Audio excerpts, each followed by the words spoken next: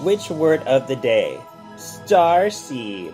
Starseed children are part of a new age belief that there are people born who have been sent here from all areas of the universe to help the Earth and humanity.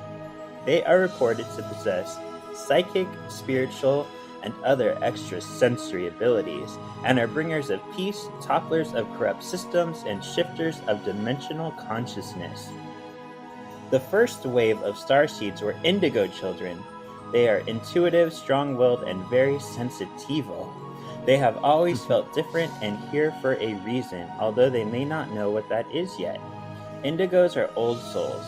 They may be immature yet older than their years, often having low self-esteem while simultaneously acting grandiose. They will always have a powerful desire for a more fair and just world with no tolerance for evil. Kevin, we're starseeds! Right? And I chose that because I believe Paige to be a starseed child, so that is why we have that word today. Yay! I love it. That described us to a T. We're definitely like immature when we can be, but we're also, I think, smart people who want fairness in the world and just want to love everybody. Yeah. See? Beautiful. I love it. Mm-hmm. You haven't even read that? Wait, what are you doing with the book? So he has the confidence to finish the story. Hear now the words of the witches. Can you hear the words of the witches? Yeah, the words of the witches. Welcome to Words of the Witches, the Charmed podcast that will guide you through the lesser-known published lore of the Charmed universe. In this night and in this hour, we call upon our fanboy power, bringing education and stupefaction to all of you. Together, we will use our knowledge and reverence abundantly, but also find ourselves sassy and delightful. Which is why we will truly be charmed. This is Words of the Witches, episode 130. Spell worders, and I am Kevin, your resident charmed resource. I know. And I'm Shawn, and I just want to starseed all over your face. Oh my, I love it so much. That's like my favorite thing in the world. Oh. All right. Should we do the poll first? Sure. Ask me what the poll is, Kevin. Ask me. Do you know what the poll is? Do you remember? Kevin, of course I do. When would I not? You wanted to know what new character in season 4 were you most excited for? And our choices are Cole, Victor Bennett, because technically he's a new actor, Angel of Death, or the source of all evil. Okay. So you did get all the options right. The question was a little bit incorrect, though. Whatever. Because which was your favorite season 3 debut character? All of those characters debuted in season 3. It says season 4. Okay. That's what I said in my mind. Yeah. I got you. You're good. You're fine. All right. So let's go see what the results were. Do you have a guess of who won? I'm going to say probably Cole, because everybody loves their Cole. Yeah. So let's go see how it went down. So, Victor got the least amount of votes, 21 votes, 10%. And Legion is very upset by this because Legion thinks Victor is a very crucial character. He is. Then the second least of votes, 11%, just one more vote extra, was the Angel of Death at 22%. Ah! That was mine. That was ours, yeah. Then 28 votes for the Source, 14%. And Cole Turner won at 65% of the vote, 131 votes. What? I'm so surprised. People are obsessed with Cole. Yeah. And let me just say, I do think Cole is very badly treated in this series. I do think he's a better character than a lot of people give him credit for. At the same time, I never loved him like that. I never had that fascination. He's great for what he does, but I never had that intense, pleasure from him, I guess. I agree. He's like that necessary character for the story, but he's just not a lovable character. And I do think he's interesting and nuanced, and there's a lot of good points to him. So it's like not discounting everything that he is. It's just not someone that I was drawn to necessarily. So, Yeah. but we are in the minority, I suppose. That's fine.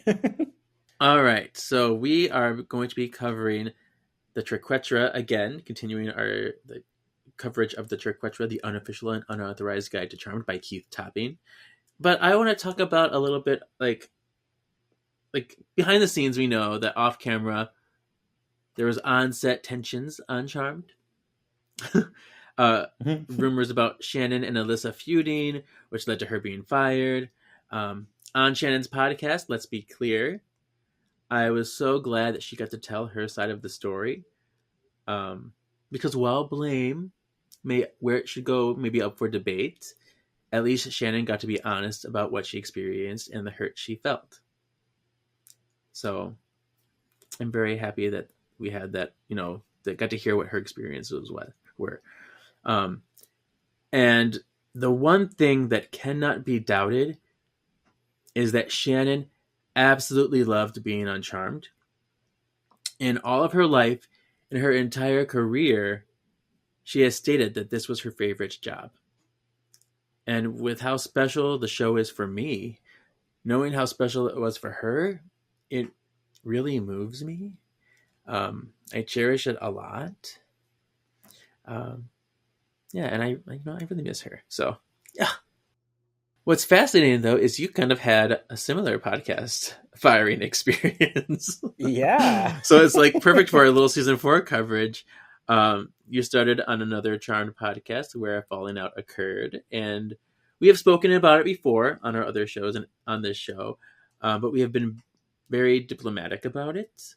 We danced around the logistics, but knowing the opportunity that Shannon had to be honest about her experience, I wanted to allow you the space to be completely honest about your time, how you felt making it and your personal experience during the end of it all. So this is your moment, Shawn. Oh, I know. So I'm going to be honest. When you first came to me with this idea, I was on the fence because I was like, it happened 4 years ago. I was good friends with Rob, and I didn't know if it was my place to speak on it. But then the more I thought about it, I'm like, I've kept quiet. Like, I've respected his wishes to, keep quiet. And I think in some circles, I'm the villain. And it's not I don't mind if I'm the villain. That's fine. But I just think if I'm going to be the villain, I should be the villain for actions I took. And I shouldn't be punished for actions I didn't take. So I appreciate this chance. I don't know, how many of our listeners are going to be like, oh, good, it's the story I've been wanting to hear. But hopefully if you weren't a Brunch listener, hopefully you get something out of my tale, because I definitely just feel like I need to get it out. So That being said, I was on Brunch with the Halliwells, and I'm going to say up front, I do not know why I was kicked off of that show. I'm just going to be very honest there. But the way everything kind of went down, and it's weird, I have almost exact dates because of different things that were happening at the time. Yeah. I was moving from Orange County to Pasadena. It was my time to finally move out towards LA. I was going to be closer to my boyfriend at the time, Justin, but I was also married to Chris because I was polyamorous. And out of nowhere, a few days before I moved, this is important for later, Justin broke up with me out of the blue. He kind of made it feel like it was my fault, like I'm the one who wanted it when I didn't.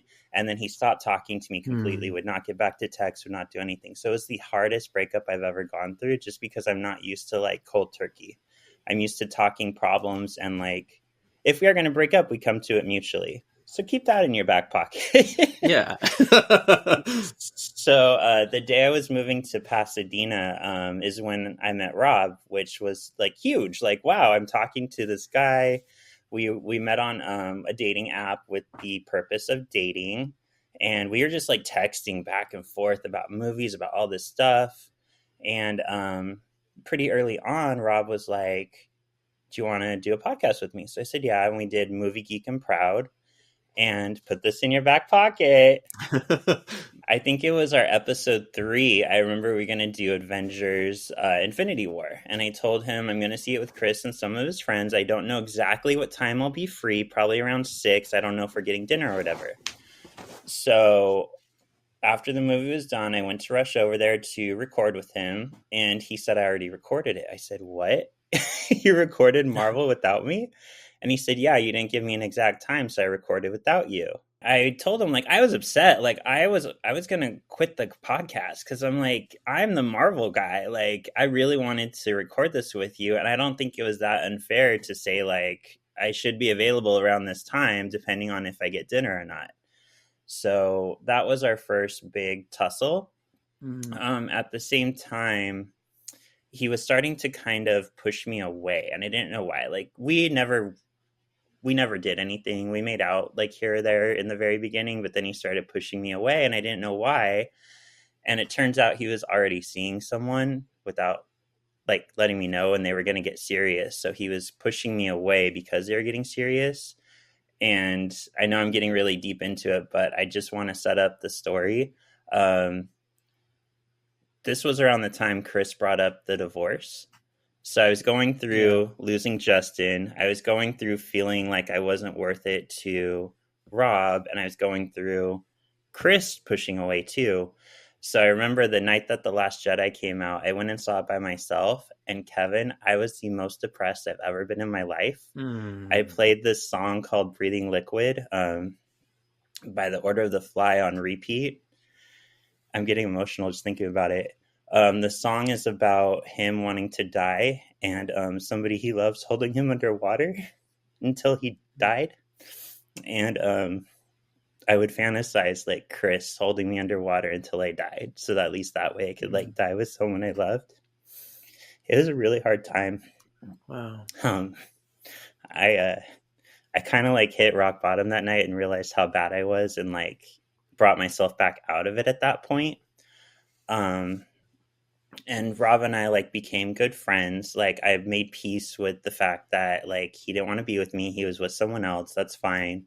And then he asked me to do Charmed because I had never watched it and I always meant to. And that was like the perfect thing. Like, you know, the newbie watcher. Yeah. And like Rob. That was your superpower. Yeah, that was my superpower. And it was a great show. Like Rob is a really good podcaster. Like he had all the tools. He knew the questions to ask. He was a very good host of a podcast. And he has a great radio voice. I mean, he does speak very clearly and eloquently. And so, I mean, it's something I do admire about him a lot. Yeah.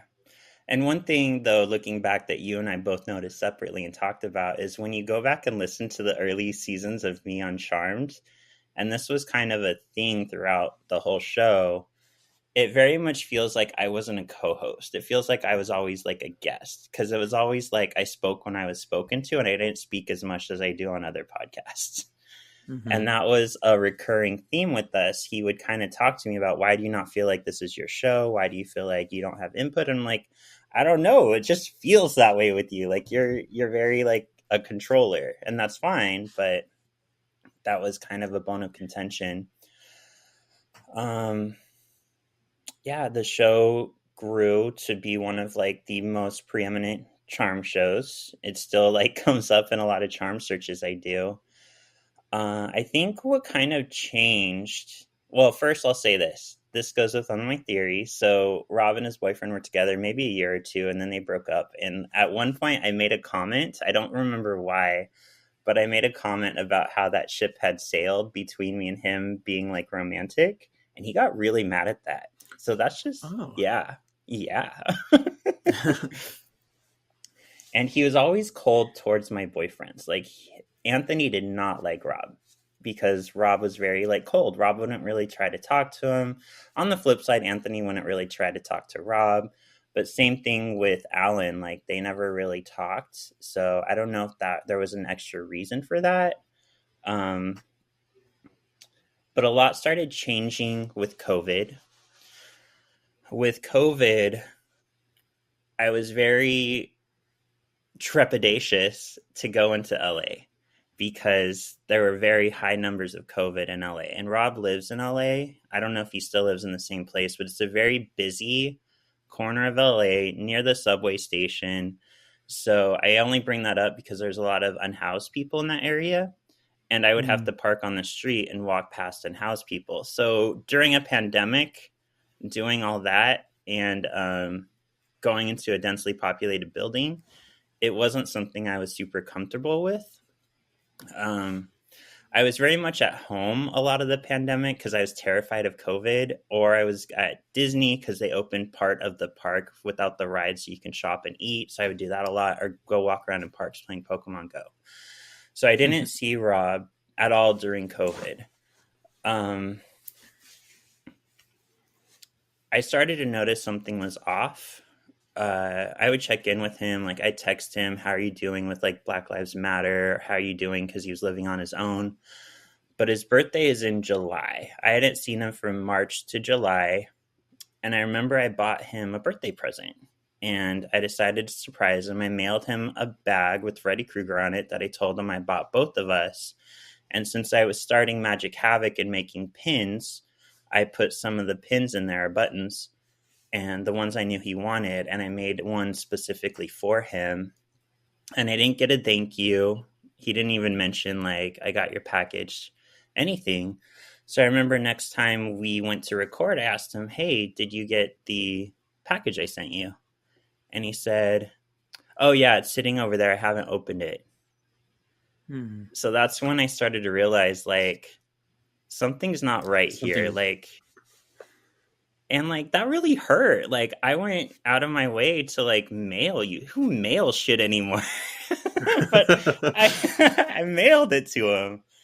And then I remember for the anniversary of Charmed in, I think October, right? October 7th. 7th. Because Rob he didn't drive. I don't know if he does now, but Alan and I drove out and picked him up, which was out of our way, and took him to the Charmed house to take pictures for the podcast. And in the car, I remember Rob sat in the back with his mask on, and he didn't talk at all. Like, he barely talked unless he was spoken to, and he wouldn't take off his mask. So again, I was like, something seems wrong, but he wouldn't talk to me about what it was when we were recording or anything. And we kind of had put Movie Geek and Proud on the back burner, kind of saying, like, whenever you want to do an episode, just do it or let me know. But every time he would ask me, like, what you want to do, I'd bring up an idea and he'd shoot it down. Like, I remember I was like, let's do a reboot series because Mulan, the live action, had just come out, and like some other reboots. And he's like, oh, that's a good idea, but do people really want to hear about that during the election? Because it was the election of 2020. And I'm like, well, yeah, because that's escapism. Like, something to do. So yeah, I don't know. He kept pushing my ideas away. And then in January, I'm almost coming to a close, I promise. In January, I moved to a new place in West Covina with Chris and with Anthony. And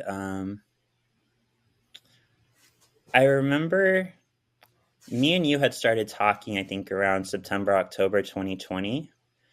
And I think I have this very vivid memory. You could tell me differently, but you checked in on me just to be like, how's the move going? How are you?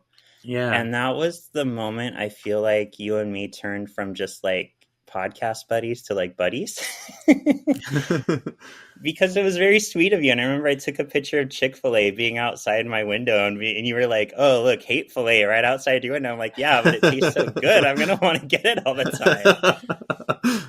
So that's when we really started talking more on a friend level and not just Charmed. Yeah.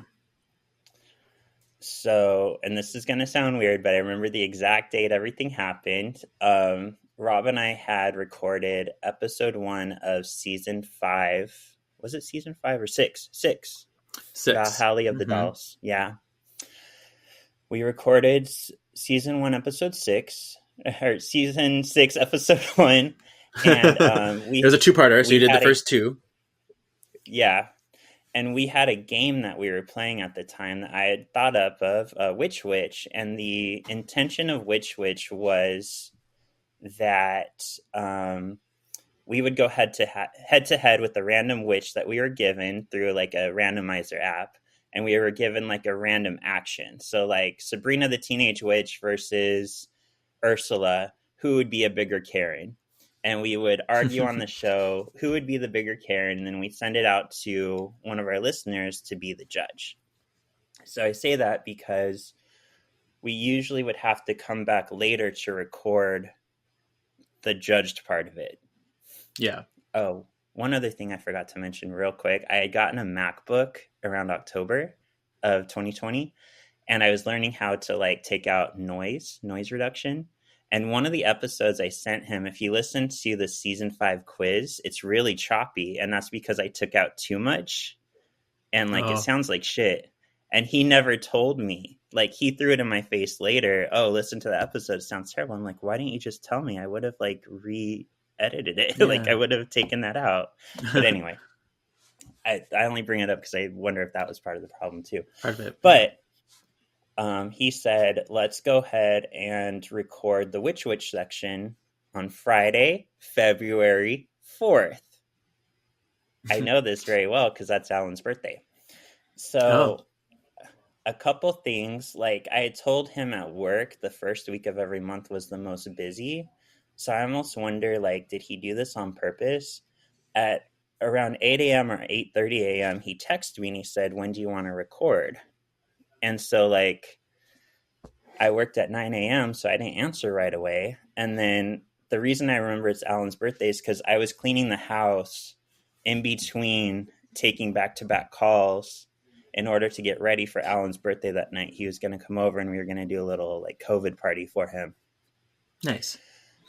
So I bring that up because I forgot to get back to his message. I forgot. That was my fault. So the next day I was cleaning up after the party. I was watching, you know, some of the shows that Rob and I like to watch. And I texted him and said, hey, I'm finally watching, I think it was Batwoman or something. And I was like, it's pretty good. And then he was like, oh, you're finally getting back to me. It's weird that like, this is how you're getting back to me. Like, basically, why did you ignore that last message? And I remember feeling like, oh shit, like I didn't see his message. This man's going to kill me. So I said, oh, I'm sorry. Like I forgot to get back to you. I can record now if you want. And he was like, no, why didn't you get back to me? And I kind of told him like, please don't make it a thing. It was a busy day. I just didn't get back to you. And then he said, I recorded without you. I recorded the section without you. And I was furious. This automatically took me back to Infinity War. Like, why you got to be a bitch? Why are you going to do this without me? Like, we are partners. And I remember I heard that episode. He edited like old stuff from old episodes with you laughing, and it was very awkward. Yeah. Yeah. And yeah, it sounded odd. And so it set me off. And I will say this, when I am upset, I am not always easy. And I had tried explaining to this Rob many a time, and he never really took the time to hear it. He's very analytical, and I'm very emotional. So in that moment, when I told him I'm upset, I need somebody to say, I'm sorry I upset you. You know, I'm sorry you have these emotions. Whether they feel they're right or wrong, I just need to be acknowledged. Like, you hurt me. I'm hurt right now. And he kept saying, like, I would be happy to set up a meeting with you, or, you know, I would be happy to talk about this on Monday when we record, or I'd be happy to, you know, go on a phone call. And part of me wonders, like, yeah, I probably should have just talked on the phone with him in that moment, but I was so pissed. So he sent back, like, this isn't funny anymore. I don't want to do the podcast. So I was like, what? Really? And my friends were shocked because there was no buildup. There was no like, oh, Rob and I aren't getting along. There were just these little hints. So yeah, everybody was shocked. And I remember the next day I texted him because to me it was like, okay, our podcast is over, but we're still friends. Like, we were very close. We were seeing each other all the time, except for during COVID because it was COVID.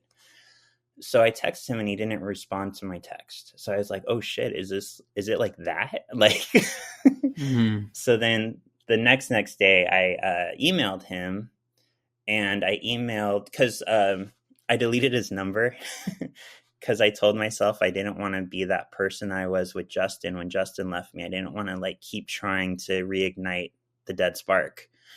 But Sure. I decided one last thing, I'm going to email him. I emailed him and said, whoever you work with next on the podcast, give them some leeway. Let them, forget to text you here or there. It doesn't mean anything. Like, people are just human. I have some of my best friends forget to text me all the time. I don't take it personally. Yeah. He didn't respond to that email. So I waited another day, and I was furious at this point. Like, you really are throwing away our friendship over a podcast? Like, come on. And I emailed him and I said, you know what, take down all my artwork. I don't want you to use any of my artwork for Brunch. I don't want you to use my artwork for Movie Geek and Proud. Like, I'm done. And he responded. He said, yes, I will take down your artwork. It was very just short and sweet. And I was like, okay. And I remember my first instinct was, yay, now I can binge the rest of Charmed.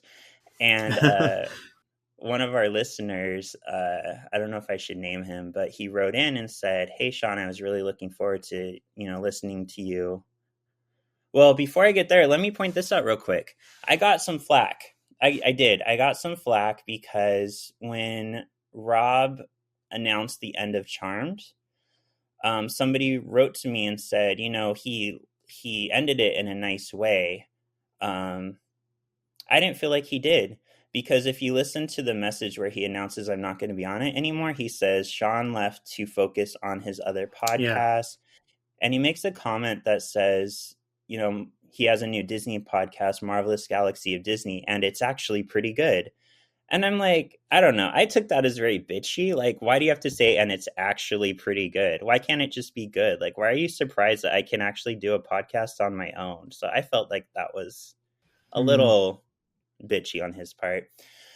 But so that comment mixed with people writing in saying, oh, it's Shawn's loss, and like Rob really not sticking up for me, it made me mad. And I put out the video that some people said I shouldn't have put out to explain, in some detail my side of the story.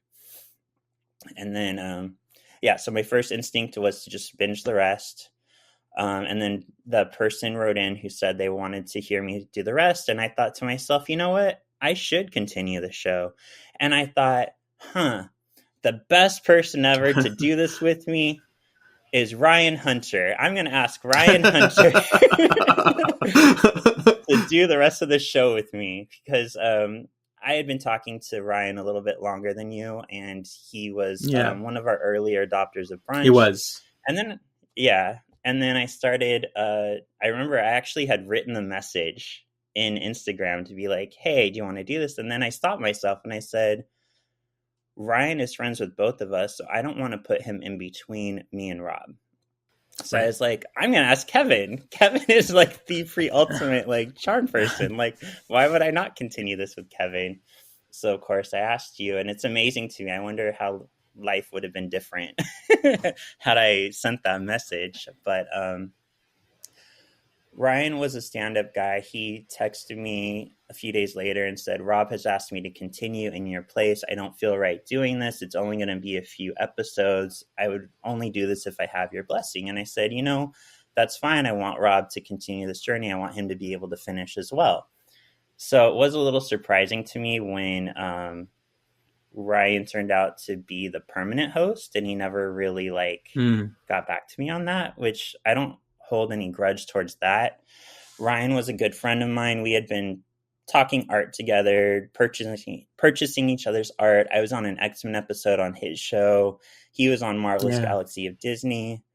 So you can imagine my surprise a few years later when I messaged Ryan to be on X-Men and he wouldn't even get back to me. So what, are you not allowed to talk to me now because of Rob? And I do want the fans to know, after we stopped being friends, I wrote to our friend Noah, who's Rob's friend, and I was just like, make sure he's okay, make sure he's mentally good, make sure he has someone, because I really did care about him as a person. I was less worried about is he going to talk to me and just I just wanted him to be okay. Yeah. It didn't have to be like talking to me.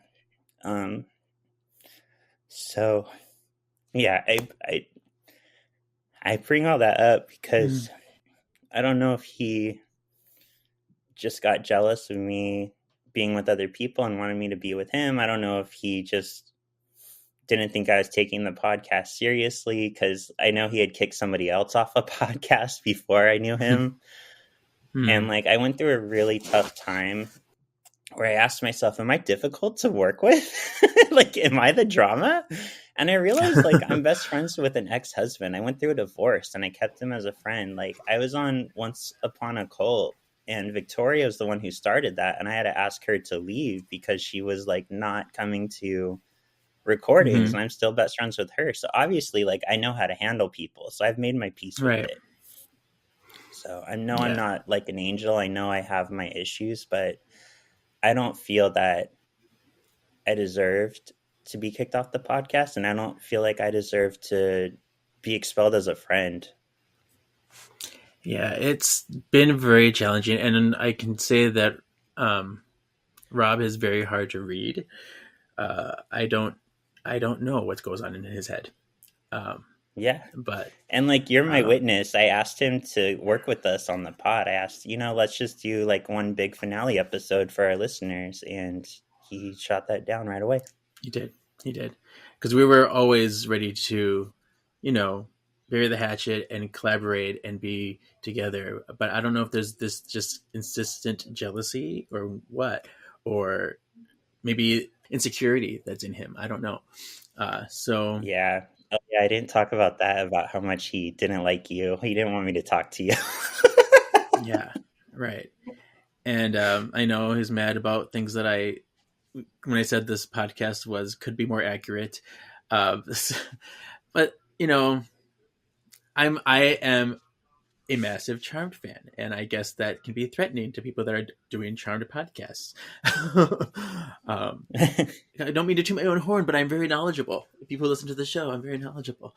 And the thing is, we do make mistakes, and it's important that you admit those mistakes. Like, it doesn't have to be this like, oh my gosh, I'm dead because I said the wrong thing. It happens all the time, especially in podcasting. But you just have to own up to it. Yeah. And thank you for giving me the space. I didn't realize how much I needed. And thank you, listeners, if you stuck in with that. If that gave anything to you, thank you for listening too. Yes. I mean, I think it's very much needed. There's something healing about just being honest and saying your truth. So yeah, well, thank you for that. And I'm so grateful that we got to work together all these years, because I'm an emotional person too, and I think we connect very well. And I think I'm so lucky that we have gotten this bond and these adventures. Yeah, and we've been working together just as long as I had been working on Brunch, and we've never had any major fallouts. We've had an episode here or there where we've had to like push back for reasons, but everything goes very smoothly with us. Yeah. So we rock. I'm very happy. So if you stuck this out and we're waiting for season 4 coverage, we are ready. Thanks for tuning into that. So what are your thoughts about season 4? How do you feel about it? Season 4 is so freaking good. I think it's my favorite just because it's funny. I was warned that like a lot of people don't like Paige. So I was kind of like, how am I going to feel about her? I already knew it was Rose. So I was like, I'm probably going to like her, but I loved her. I thought they did an excellent job of like bringing her in, of having Piper mourn the loss of Prue. Plus, like, Brain Drain is an amazing episode. Now I'm forgetting all the episodes because of just rambling for 30 minutes. Size Matters. I love that one because Robert Englund. Yeah, such a good season. Mm-hmm. Yeah, I think season 4 is another fantastic season. It's very much in the same kind of tone as season 3. It just continues. And we do get to grieve and get angry, and all of our emotions are being showcased through these characters. Paige could have easily been hated, but she became her own character. She wasn't a ripoff Shannon Doherty. She was someone completely distinct with a whole new backstory. And we did immediately fall in love with her. And that's not always easy to do on TV. I think it's also pretty remarkable that even though we're throwing a curveball to their charmed canon, the continuity of Another Sister works pretty tightly together. It's pretty amazing how they did it. Stuff that was introduced all the way in season 2, you know? I heard the original plan for season 4, before Shannon left and all that stuff, was it was actually supposed to end with the Charmed and Dangerous storyline. That was supposed to be like the season finale. Oh. And the whole Queen of the Underworld was supposed to be like the first half of season 5. Interesting. And then Cole would eventually be vanquished. But yeah. Which is, I think, is interesting when we get to season 5, when we do Centennial Charmed. It's almost like the alternate history of what would have happened if Prue stayed on. You know what I mean? Mm-hmm. So it's kind of cool. All right. Anything about something Keith wrote that struck you in this section of the book? Not really. All right. I took a lot of notes this episode Of course for this you did. issue, so let me go over that. First of all, this is something from Conspiracy Starts at the Witching Hour. I think this is just important to note. In Size Matters, Gamma was said to have gone up against a witch in the 1970s. Considering where he lives in San Francisco, there's a pretty good chance he went against Patty or Gramps.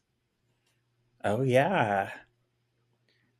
So it would be pretty cool to see like a backstory episode where like a young Patty or young Gramps goes after Gamma and curses him or whatever.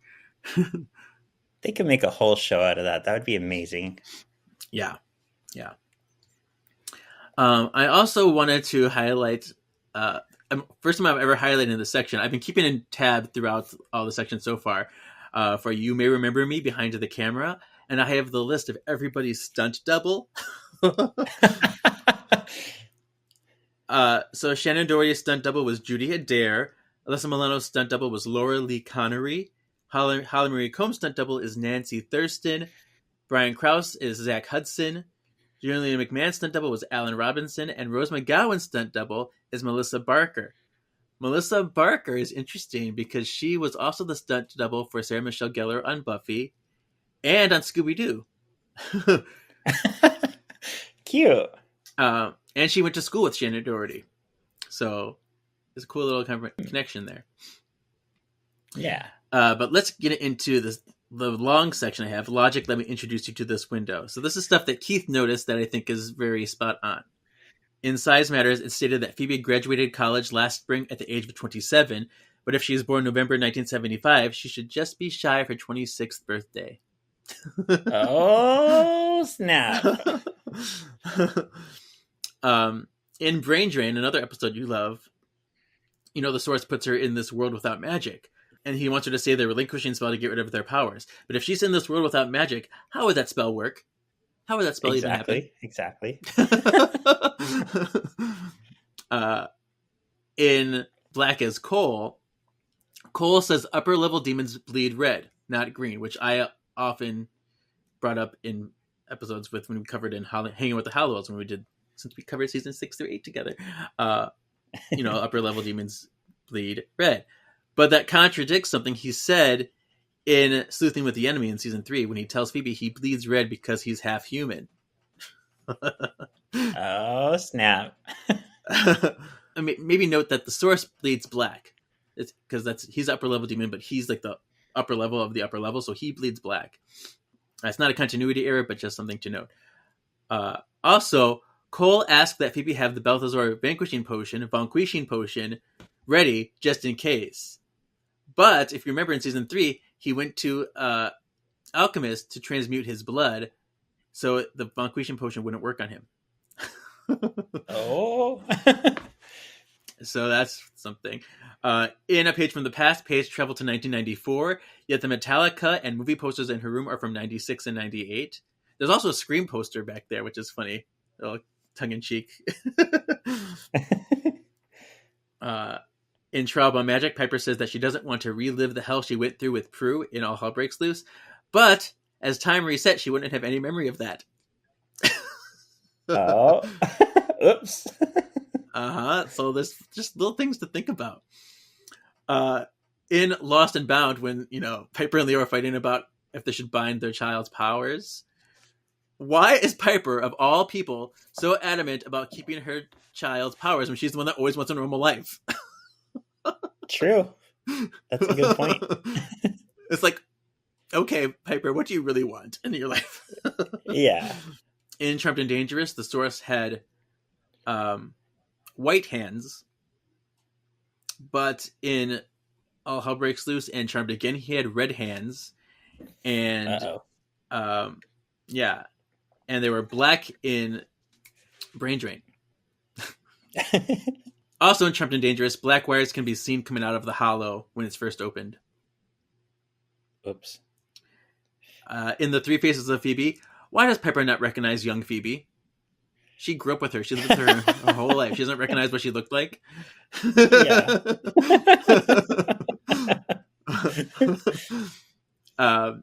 Phoebe's pictures and entry on Cole in the Book of Shadows are no longer on the Balthazar page, and his summoning spell has moved where that would be. And in the fifth Halliwell, the dollhouse that Paige destroyed with her power broker power is the same one that was started on fire by the evil enchantress.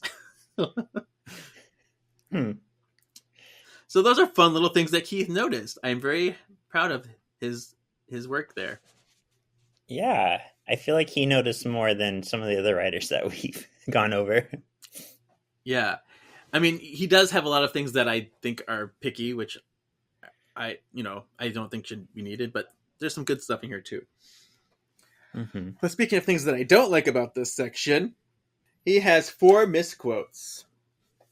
Uh-oh. So the first one is in Charmed Again Part 2.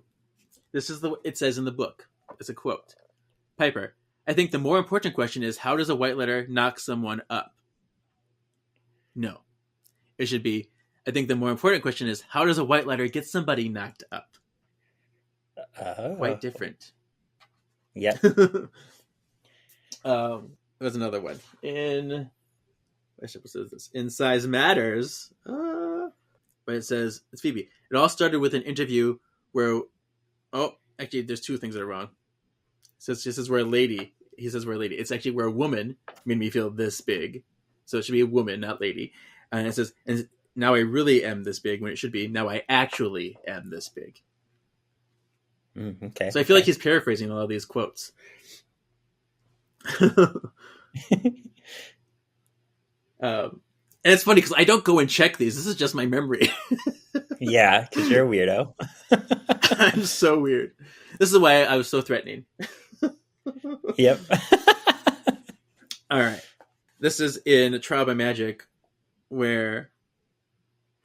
oh my gosh, he put, I pay rent here too. And Purple's like, no, you don't. He's like, it's a figure of speech. No, it's not. It should be. He misquoted Paige twice. First of all, it's like, I understand that I also pay rent here, is what she's supposed to say. Not I pay rent here too. No. And then the other one, after Pepper's like, no, it's not. She's like, well, it should be. She doesn't just say it should be. She's like, well, it should be. It's like, come on, Keith, you're breaking my heart with these misquotes. Yeah. And there's one final one in okay, this one's minor. This is in We're Off to See the Wizard. And Paige is like, if it looks like a demon and walks like a demon, and then he says, Piper, that's Ducks, not Phoebe's husband. He's missing a that's. It's supposed to be like, that's Ducks, that's not Phoebe's husband, the love of her life. Okay, I get your point, woman. So he just missed the that's in that one. But Okay. ta-da! Ta-da. All right, what else have I got? Continuity, things to note that are just important for Charmed and interesting to note. Paige is offered a promotion to full social worker for helping Carolyn, but because she used magic to help, feels guilty and turns it down. And this is in The Three Faces of Phoebe. Okay. In the fifth Halliwell, Leo gets giddy over the idea of driving Cole's Porsche. And I think this is the first hint that Leo can drive. Because I know in past episodes of this podcast, I'm like, does Leo drive? Does he have a license? But this little giddiness is like the first indication that he could drive. And then goes on to like you see him drive in season 8 and things like that. So, in Long Live the Queen, we learned that Leo cannot heal self-inflicted wounds. For example, Piper's drunkenness. But I think that only applies to intentional wounds, because if you accidentally cut yourself, then he can heal that.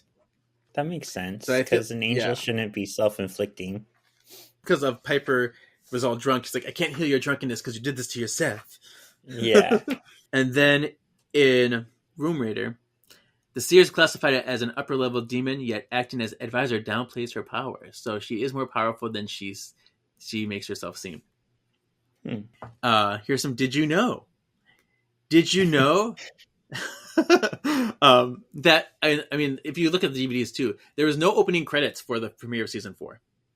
They have no, like, How Soon Is Now opening credits. It was just the Triquetra with a light. It goes,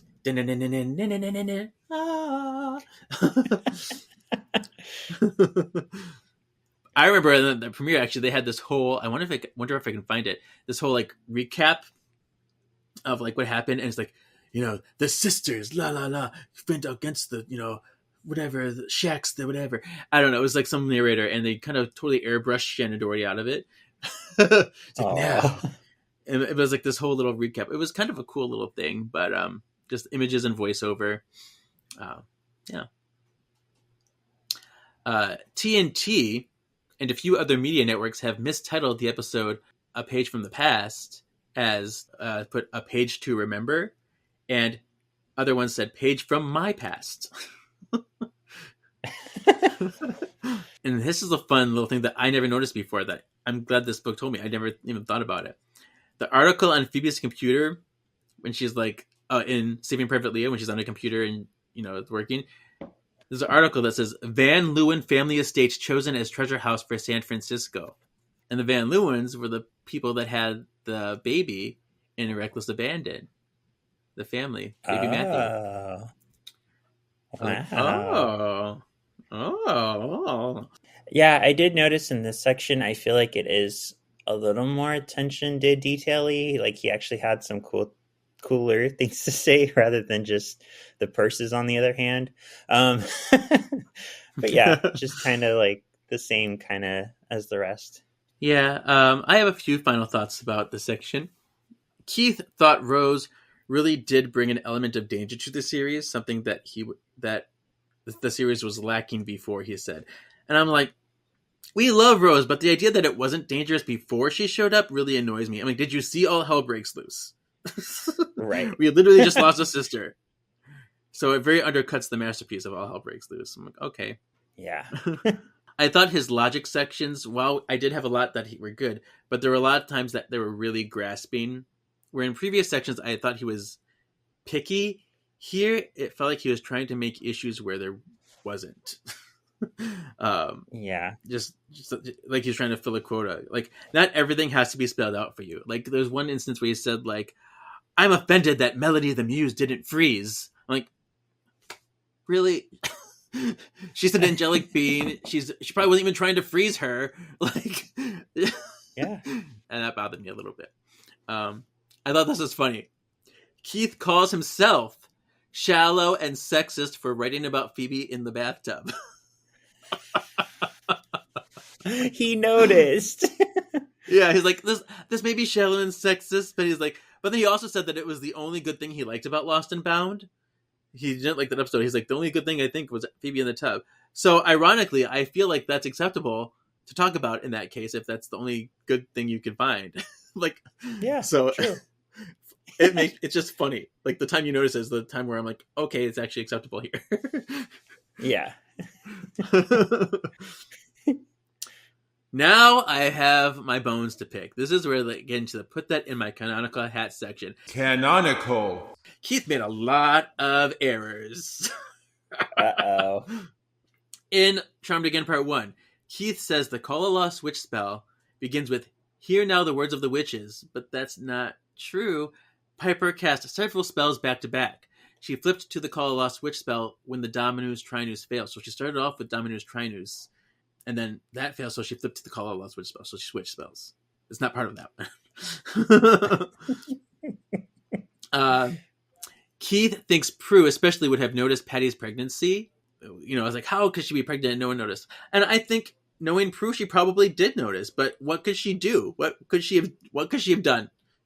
To be like, oh, Mom, I think you're pregnant. Like, whatever. Yeah. Mom, are you just fat? Are you pregnant? Yeah. Patty says in the episode, she says, you just thought Mommy got a little fat. She does explain it. They don't like gloss it over. You know, they did tell you that somebody noticed. Mm-hmm. In Hell Hath No Fury, Keith says that Phoebe doesn't know who Charles Bronson is, despite seeing him in the Dirty Dozen, according to Heartbreak City. But she never said she saw the movie. Jack's the one who talks about the movie. Phoebe's just like, what are you talking about? She's like, no, I'm not talking about that.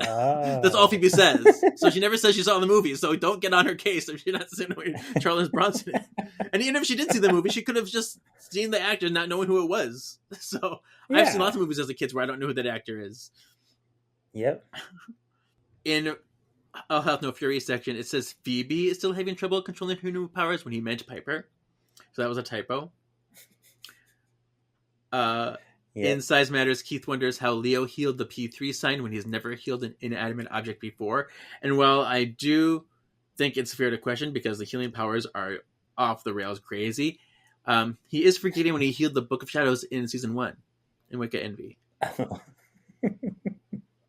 And he does it. He does heal an inanimate. He heals a pipe later this season in Saving Private Leo.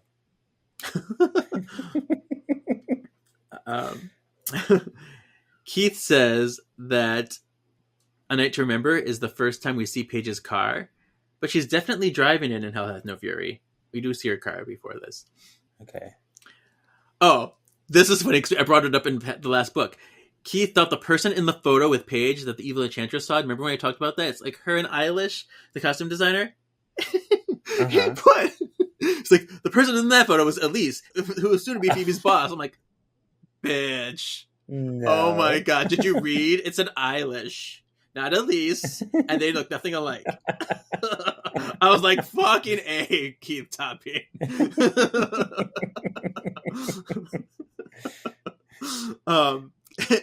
In Brain Drain, Keith says that the orderly at Halliwell Hospital who remarks that Piper's spell doesn't rhyme. He's like, "Doesn't really rhyme, does it?" He said that was in a response to the relinquishing spell. But it was actually in response to the chameleon demon vanquishing spell. Oh. It's a completely different spell. She doesn't say the relinquishing spell until way later in the episode. He also implies that the demon was destroyed that way when the source actually killed him. So, there's that. In A Page from the Path, Keith calls it an error when Phoebe says that Cole vanquished his demon half for her. Now, this is a gray area because while Keith is right that it's not technically true, since he was not a part at all of the power stripping potion being thrown at him, he did ask Phoebe for a vanquishing potion to have a vanquishing potion ready. So it's kind of dicey. Okay. And in Bite Me, oh, this picks me off. Keith misquotes Piper as she goes through the book finding the Manticore and Phoenix. It's not in the quote section, but he mentions like this. He said this because he says that every time that Piper said bite, that she was saying fight. I'm like, do you know what this episode is about? Manticore, It's literally called bites Bite but doesn't Me. fly. Yeah, Phoenix flies but doesn't bite. Chupacabra, and he kept saying fight. I'm like, no. I was so mad. Oh, So Keith. that's all the notes I have, but I was very angered a lot by this section too. Okay, so that's all I got. Do you want to Grimoire Game Season 4 quiz? What is this, some kind of game? Grimoire Games! Some people think this is entertainment. Sure, let's do this.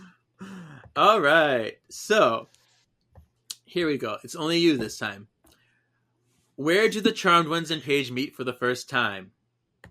At the manor, at Prue's funeral, on a street, at a restaurant. Isn't that at Prue's funeral? Correct. Oh, yes. Where does Phoebe's spell send Inspector Cortez to? Turku, Temaru, Torun, Timbuktu. Timbuktu. Timbuktu? You sent him to Timbuktu? All right, what was the only thing I could think of that rhymed with undo? Yeah, I remember that. Perfect. Mm-hmm. Hell hath no fury. Who turns into a fury? Piper. Piper. And one of the most amazing scenes in Charmed history, that grieving over Prue's grave. Oh my god. It moves everybody who sees it. It's one of the best things ever. Yeah. And I think it's something we all needed as fans. Beautiful. All right. In which episode does Paige move in with Piper and Phoebe? This will be a hard one for you, probably. Brain Drain, Enter the Demon, A Night to Remember, or Size Matters? I'm going to say A Night to Remember. Correct! Yes! Yay! Speaking of, who was Paige in her past life? I know she was like a queen. The sorceress, right? A sorceress. The evil enchantress that I just brought up. Enchantress. Damn it. Yes. Yeah. Whom does the Source and Brain Drain try to trick into giving up her powers by creating a mental illusion hospital for her? Piper. Yeah. Black as Coal. What was the name of the demon who emulated Coal? Wykes, Rikes, Dykes, Sykes.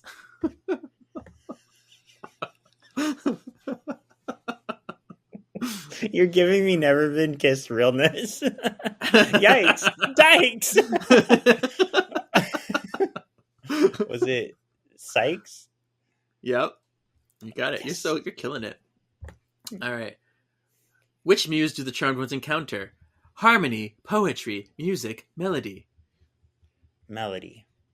Yes. What was the name of Paige's best friend to whom she revealed she was a witch? Shawn, Ron, Glenn, Dan. Glenn. Yeah. Trial by Magic. Who was a member of the jury? Piper, Leo, Phoebe, or Paige? Oh, that one was Phoebe. That's a funny one. Yeah. It is a funny one.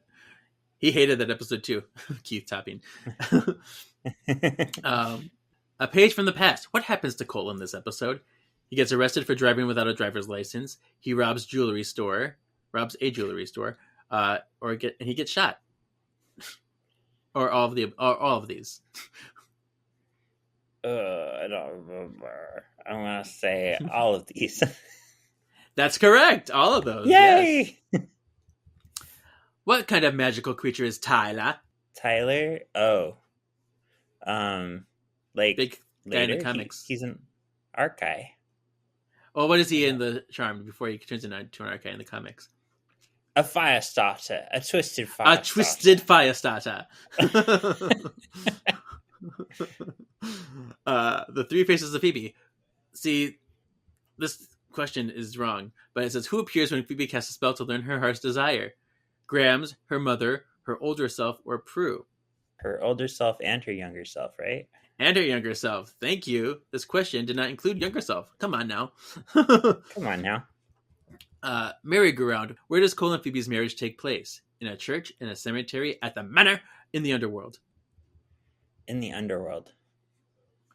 Actually, it's in a cemetery. Damn it. I thought I had that one. They have the queen initiation kind of spell in the underworld, but they do get married in the dark wedding in the cemetery. Okay. So I think that's what threw you off. Yeah. Yeah. Lost and Bound. Who turns into an ideal housewife with Grams' ring? Piper. No, Phoebe, remember? Oh, it is Phoebe. Damn it. Yeah, because she was worried about marrying Cole. That's why. Yeah. Phoebe, bite me. Phoebe finds out that she's pregnant with Cole's baby in this episode. True or false? False. It's true. It's the very end. Damn it. I was doing so well. I know. Bite me. What kind of supernatural creature does Paige turn into? Vampire. Yeah, vampire. We're off to see the wizard. What kind of power does Phoebe get in this episode? Shape-shifting, freezing, fire, blowing power. Blowing power. Should I get that too? I don't know.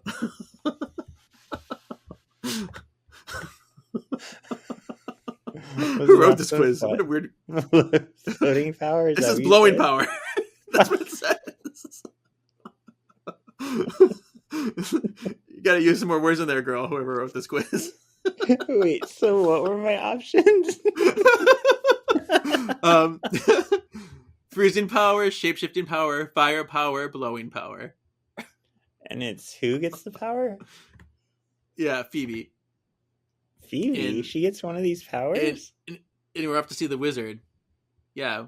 I don't remember. Blowing power.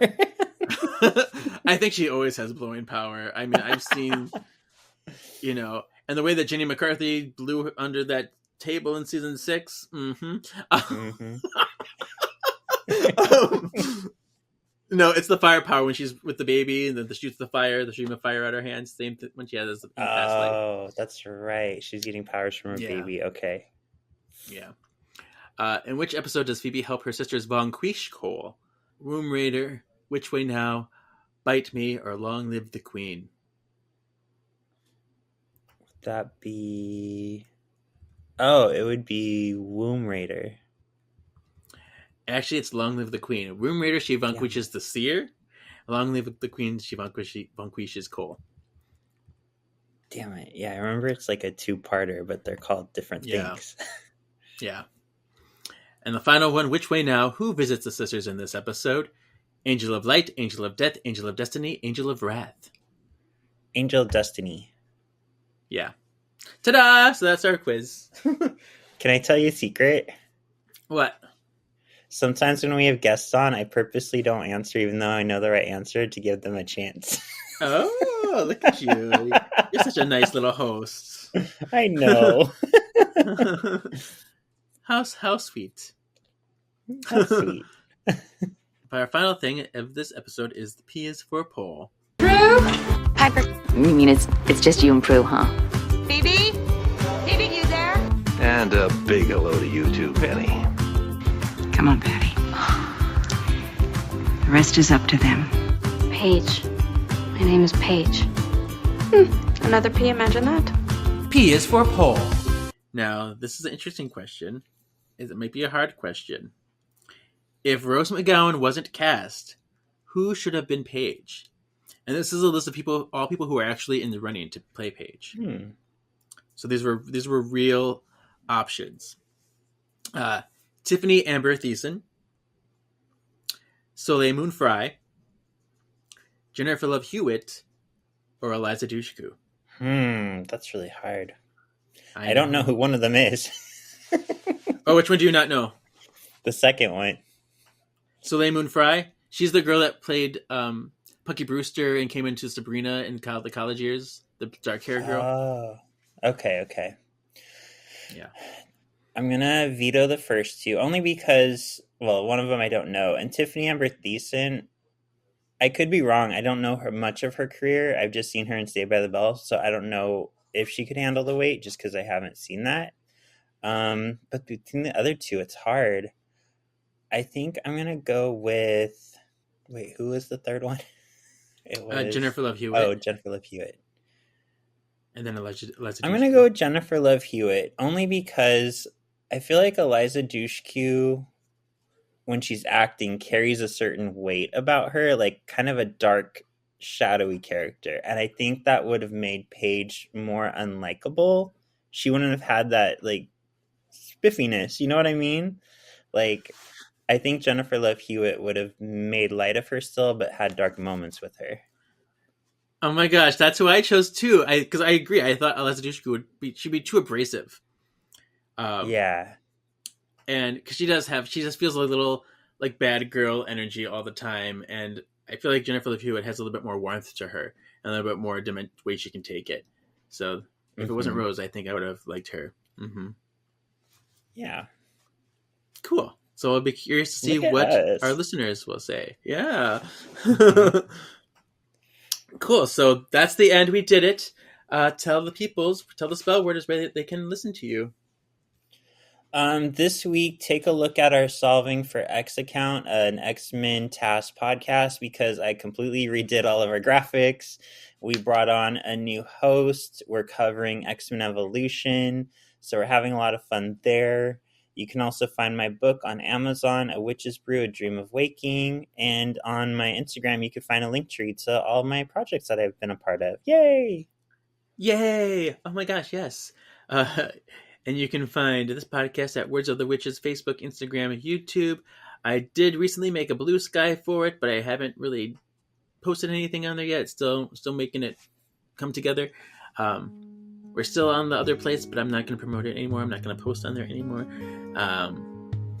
So yeah.